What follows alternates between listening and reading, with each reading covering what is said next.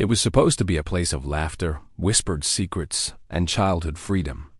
A place where parents believed their daughters were safe, surrounded by counselors, campfires, and the quiet protection of the woods. But on one stormy night in the summer of 1977, that belief was shattered forever. 3 young girls, only 8, 9, and 10 years old, went to sleep inside a canvas tent at a Girl Scout camp in rural Oklahoma and never woke up. By morning, the forest that once symbolized adventure had become a crime scene, and a mystery was born that would haunt the state for more than 4 decades. What happened inside that tent would spark fear, divide communities, and raise a question that still lingers today. Was justice ever truly served? 3 young girls, aged 8, 9, and 10, were brutally attacked and killed by an unknown assailant while they slept inside their tent at a summer camp in rural Oklahoma. What was meant to be a place of safety, familiarity, and childhood joy instead became the center of one of the most infamous crimes in the state's history. 3 children, 3 names, 3 separate lives, all ending the same way. Evidence would later show that the girls were assaulted while sleeping, sexually abused, and then removed from their tent before being left some distance away.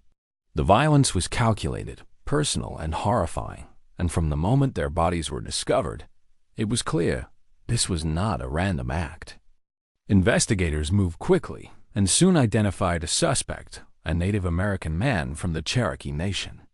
Law enforcement claimed they had compelling evidence linking him to the crime, but within the Cherokee community, many believed he had been targeted not because of certainty, but because of racial bias.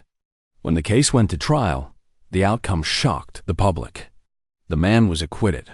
For the families of the 3 girls, the verdict brought no peace.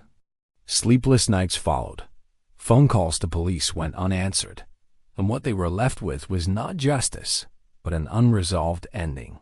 For more than 42 years, the murders at that summer camp haunted Mays County. 3 lives were taken far too soon, and 3 families were left searching for answers that never truly came.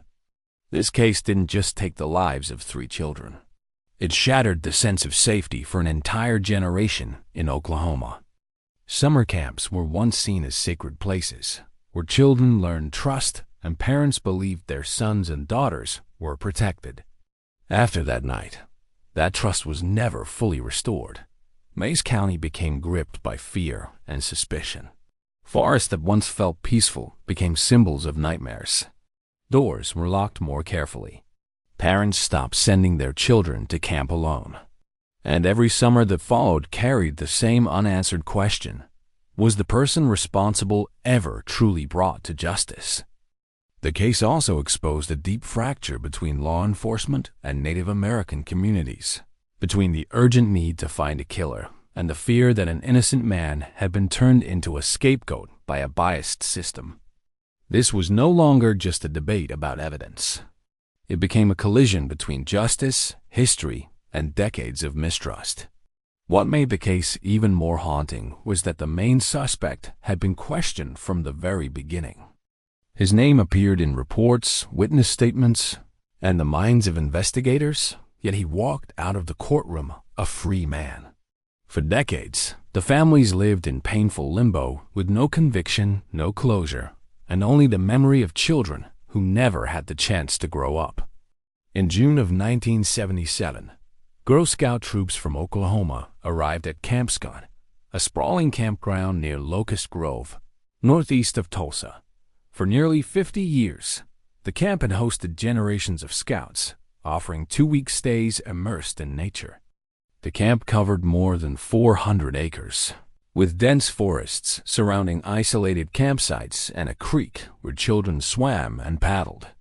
Camp Scott felt cut off from the rest of the world, an oasis hidden in the woods. But beneath the excitement of the trip, unease already lingered for 10-year-old Doris Milner. 2 of her close friends had decided not to attend, and she worried about feeling lonely and homesick.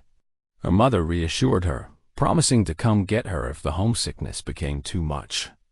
9-year-old Michelle Hughes, by contrast, felt completely at home at Camp Scott. She dreamed of one day becoming a camp counselor and eagerly welcomed younger campers.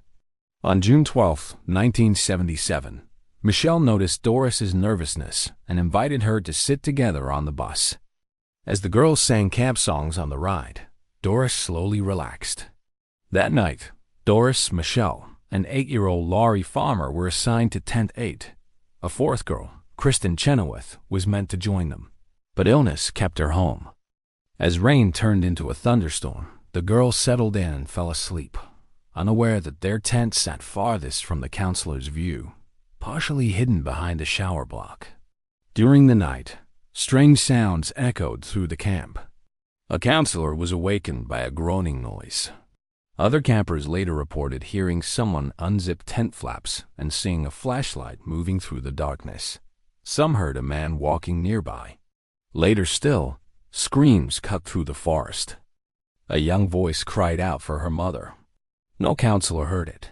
The forest eventually fell silent again. At dawn, Counselor Carla Wilhide walked toward the showers and noticed something horrifying. A sleeping bag on the ground with a blood-covered child lying on top of it.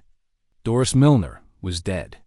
As panic spread, counselors discovered Tent 8 empty and smeared with blood. Moments later, the bodies of Laurie Farmer and Michelle Hughes were found along a nearby trail, hidden inside sleeping bags. Camp Scott was immediately evacuated and closed permanently. It would never host another camping trip. Autopsies revealed all 3 girls had been sexually assaulted. Laurie and Michelle died from blunt force trauma. Doris died from strangulation. The crime scene showed that the attack happened entirely inside Tent 8 before the girls were moved. Blood soaked the tent floor, leaving behind shoe prints, smears, and evidence the killer could not fully erase. A red flashlight was found near the bodies, its batteries padded with newspaper to keep it silent. Nearby, investigators discovered rope, duct tape, and eventually a cave where someone had been living and preparing. Inside the cave was a chilling message written on the wall. The killer was here. Bye-bye, fools. Attention eventually focused on Jan Leroy Hart, a 33-year-old Cherokee man with a violent criminal past who had escaped prison years earlier. A massive manhunt followed, but Hart vanished. Nearly a year later, he was found hiding in a remote shack and arrested. The case divided the community. Many believed Hart was guilty. Others believed he was being railroaded because of his race and reputation. At trial in 1979, the prosecution presented circumstantial evidence: footprints, hair samples, photographs, and Hart's criminal history. But there were no eyewitnesses, no fingerprints, and no definitive forensic proof. The defense argued the evidence did not meet the standard of guilt beyond a reasonable doubt. After deliberation, the jury acquitted Hart. He returned to prison on unrelated charges, but died of a heart attack only months later, taking any chance of accountability with him. Years later, advances in DNA testing pointed increasingly toward Hart, ruling out other suspects. By 2019, investigators privately acknowledged evidence strongly implicating him, but no formal declaration was ever made.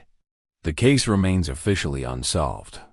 For the families of Doris Milner, Laurie Farmer, and Michelle Hughes, time never brought closure. Only distance from the night that changed everything. The law followed its rules. A verdict was reached. But justice, in its truest sense, always felt unfinished.